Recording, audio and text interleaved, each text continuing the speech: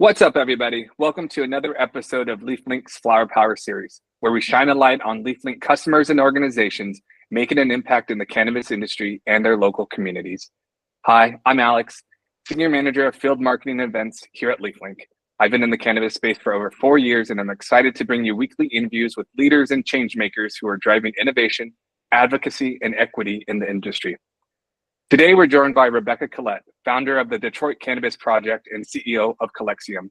The Detroit Cannabis Project is an incubator helping entrepreneurs from historically excluded communities break into the cannabis industry. And Rebecca's work as both a licensed operator and mentor makes her perspective especially unique. Rebecca, we're so glad to have you. Thanks for joining us. Thanks for having me. I'm excited to be here. Great. So let's start with your story, Rebecca. What inspired you to get involved in the cannabis industry, and how did that journey lead to launching Calyxeum and eventually the Detroit Cannabis Project? It's really a personal journey for me with cannabis. I started as a home grower for family and friends who were going through some illnesses. So started back in like the medical days, growing a few plants at home for family and friends that couldn't find clean cannabis anywhere else. So learned how to grow from YouTube, actually. I saw the power of the plant, and I've always been kind of a stand up for your rights type of person. Prior to cannabis, I was in tech, and as a Black woman engineer, I was also like, excited about diversity and inclusion and trying to just open minds, and just it really is about exposure for me, is exposing people that look like me to things we necessarily were never exposed to. So I discovered the legal side of the industry a few years later after home grow and kind of small scale, and really made the decision to want to amplify my impact with plant medicine more than just with a couple of people. I wanted to be able to help hundreds or thousands. So my co-founder and I, who is a botanist, Latoya, we decided to partner up and become legal growers. So yeah. Nice. So yeah. University YouTube, nice. And then how did that lead to launching the Detroit Cannabis Project? After I was in the industry for just a short time, I saw a lot of synergies with the tech industry, just in regards to just not a lot of diversity and inclusion. And the difference with the cannabis industry and tech or any other industries is the historic wrongs that the cannabis plant has created, especially to people that I know. I'm being from Detroit, I'm from the inner city, so I saw it all around me growing up. And I just thought it was quite odd that once the industry had legalized, not a lot of people that looked like me were at the conferences, on panels, at city council meetings, at cannabis events. And I just became passionate about creating like real tactical tools that people could use to transition into the industry. Got it. And can you tell us a little bit about the Detroit Cannabis Project, like who it's designed to support, and maybe what kind of programming you offer? Yeah, there's a lot of cannabis education out there, which I'm so excited about, and I hope it continues to grow. The gap in the cannabis education market that I saw being more so like MBA trained and from like the business side, I didn't really see a lot of cannabis business educational programs. So the Detroit Cannabis Project is not just for people in Detroit. We have had cohorts around Michigan, but also in Washington State, California, Maryland. So it's just where it was founded. But we are a technical assistance incubator best for people who are looking to transition into the industry and use some current skill that they have. So whether they want to transition into the ancillary side and be a cannabis graphic designer or attorney, or maybe they want to go the route that I went and get a license and open a licensed business. It's for those people who want to use the skill sets they already have to transition into the industry, but they need a little assistance on the business of cannabis. So, how to do SOPs, how to build a team, how to make money, how to create product from start to finish, where to order packaging from, how to price your products, how to sell, what POS systems to use, how do they work, how does metric work. So really like that business side of cannabis. We don't really go too in depth about CBD and cannabinoids and the science of the plant. So that is how DCP is unique in the cannabis education space and how people can utilize our tools. Nice. What would you say are some of the challenges facing aspiring operators, whether that's Detroit or other markets, especially from those historically excluded communities? You know, getting into the cannabis industry, plant touching or not plant touching is extremely difficult. I think it's actually quite silly how difficult it is to transition into the industry. Puzzle. I mean, it's like weed, guys. You know, weed is all about peace and healing and love and all good vibes. So it's quite weird why it's so difficult to get in the industry and Yeah, stay. right.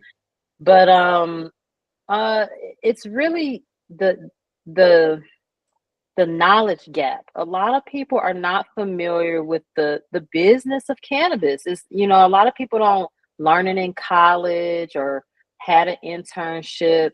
So when they want to be a bud tender or a retail store manager or a grower, they have no experience to put on like their resume for a job. So I see a huge gap being like that exposure in that training, because if somebody wants to transition into the industry, whether it be an entrepreneur or the workforce, you do need a little bit of knowledge on like how the industry really works, like the license types and how they work together and what is seed to sell. Because if I say seed to sell just in the to my regular friends, they like, what the fuck are Like, you what are you talking about? You know? Yeah. So Yeah. so it The needs to be some fundamentals. Yeah. exactly. Yeah, I see that as a huge gap. Of course, you know, money is that stuff is a given. But that But even knowledge gap, before I that, really do. Yeah. Yep. got it. Yeah. So DCP has hosted incubator cohorts, job fairs, mentorship programs. What's one recent success story or moment that really stuck with you? Like, let's say something that reminded you why this work really matters. You know, I get DMs all the time. Really is the reason that I'm in this cannabis industry still.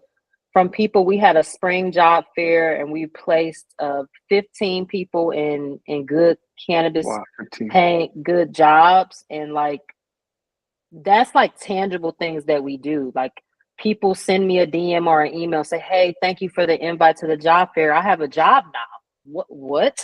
Impact right Crazy. there in front Yeah. of your face. Or with Calyxeum and our cannabis products, we have such a diverse customer range: older, younger, black, white, men, women, hippies, rappers, athletes. And people tell us all the time about how our gummies were the first gummies they were able to take to get rid of their headaches or their chronic aching pains, or our gummies are the only gummies they can take because they are diabetic and they can't have a lot of sugar. All the sugar. Yeah. So those are those are the tangible things that I can talk about recently. And Probably keeps you thankfully, going as well. yep. And that stuff happens all the time. And I think that's just a testament to our DCP and Calyxeum team on how much hard work we're doing. Like, we're not like hitting milestones and just saying, okay, we can chill now. Like, we hit a milestone, a job fair, and now we're like, fuck it, let's do 3 job fairs a year now. Let's do internships now. Let's do apprenticeships now. Like, we keep trying to level Scale. up. Yep. Yeah, I mean, I was reading a fact that said 3 to 4% of cannabis licenses in Michigan are held by Black Michiganders. What do you see as the biggest obstacle facing social equity applicants, and maybe how is DCP working to help bridge that gap? I think one, with our internship programs, we also have a scholarship program. Remember, I was talking about that knowledge gap. There are a couple of community colleges in Michigan that actually talk about the fundamentals of cannabis and the business of cannabis. And we have scholarship programs for people in the community to take those courses for free. So I think that knowledge gap of, like, you know, a lot of people in the community like cannabis, but they don't know how to get a job in cannabis. They literally do not. They have they don't even think about even tech with you guys, LeafLink. Like they never even think about like, wait, I can actually work in tech. I don't never even have to walk into a dispensary. And so Sure. it's just that exposure. And I even though, you know, raising capital is challenging, acquiring real estate is extra challenging because of the strict zoning, just that pure knowledge of what to do, you know, like 1, 2, 3, like the steps, I see as a huge challenge.